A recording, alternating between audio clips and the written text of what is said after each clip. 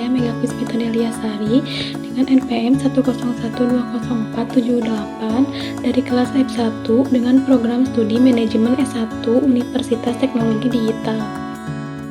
Di sini saya akan membahas materi tentang pengertian manajemen kinerja dan tahapan perancangan sistem manajemen kinerja. Definisi manajemen kinerja. Definisi dari manajemen kinerja adalah cara-cara melalui mana para manajer menjamin bahwa aktivitas-aktivitas dan hasil-hasil karyawan sesuai dengan tujuan organisasi. Sistem manajemen kinerja terdiri dari 3 bagian, yaitu pendefinisian kinerja, pengukuran kinerja, dan pemberian umpan balik informasi kinerja. Pertama, pendefinisian kinerja. Sistem manajemen kinerja mengkhususkan aspek-aspek mana dari kinerja relevan dengan organisasi, terutama melalui analisa pekerjaan atau job analysis. Yang kedua, pengukuran kinerja. Sistem manajemen kinerja mengukur aspek-aspek dari kinerja tersebut melalui penilaian kinerja, yang merupakan metode satu-satunya bagi pengelolaan kinerja karyawan.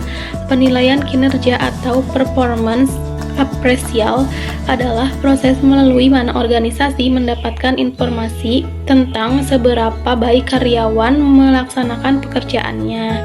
Yang ketiga, pemberian umpan balik. Sistem manajemen kinerja memberikan umpan balik pada karyawan melalui sesi umpan balik sehingga mereka dapat menyesuaikan kinerja mereka dengan tujuan organisasi.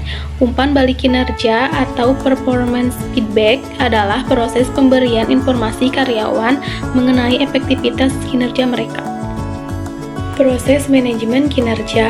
Langkah pertama yaitu mendefinisikan hasil-hasil kinerja kepada divisi dan departemen perusahaan. Langkah kedua, mengembangkan sasaran-sasaran perilaku dan tindakan-tindakan karyawan untuk meraih hasil-hasil.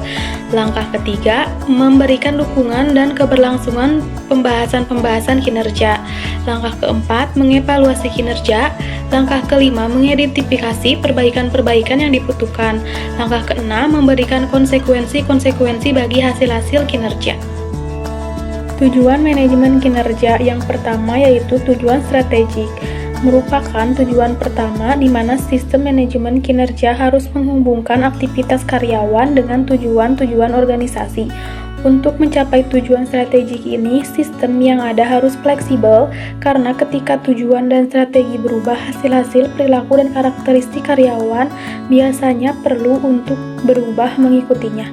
Yang kedua, tujuan administratif. Organisasi-organisasi menggunakan informasi manajemen kinerja dalam banyak keputusan-keputusan administrasi seperti administrasi upah atau kenaikan upah, promosi, pengakhiran kepemilikan, pemutusan kerja, dan pengakuan kinerja individu. Dan yang terakhir, yang ketiga, tujuan pengembangan. Tujuan ketiga dari manajemen kinerja adalah mengembangkan karyawan yang bekerja efektif dalam pekerjaannya. Ketika karyawan tidak berkinerja sebagaimana yang seharusnya dilakukan, manajemen kinerja berusaha untuk meningkatkan kinerja mereka. Memilih sumber kinerja. Yang pertama ada evaluasi supervisor, yang kedua ada evaluasi teman, yang ketiga evaluasi diri, yang keempat evaluasi bawahan, yang kelima evaluasi multisumber, yang keenam tim penilai. Kriteria efektivitas manajemen kinerja. Yang kesatu ada direction sharing, mengkomunikasikan tujuan tingkat tinggi organisasi ke seluruh organisasi dan kemudian menerjemahkannya ke dalam tujuan setiap departemen. Yang kedua, role clarification atau menegaskan peranan setiap karyawan terkait dengan pekerjaannya sehari-hari. Yang ketiga, goal setting and planning, menerjemahkan tujuan organisasi dan departemen ke dalam tujuan khusus bagi masing-masing karyawan. Yang keempat, goal alignment, memudahkan setiap manajer untuk melihat keterkaitan antara tujuan karyawan dan tujuan-tujuan dari departemen dan organisasi. Sumber informasi kinerja. Yang pertama yaitu ada manajer, merupakan sumber yang paling sering digunakan dalam informasi kinerja. Yang kedua, teman sejawat, merupakan sumber terbaik dalam informasi pekerjaan seperti penegakan disiplin di mana supervisor tidak selalu ada mengawasi pekerja.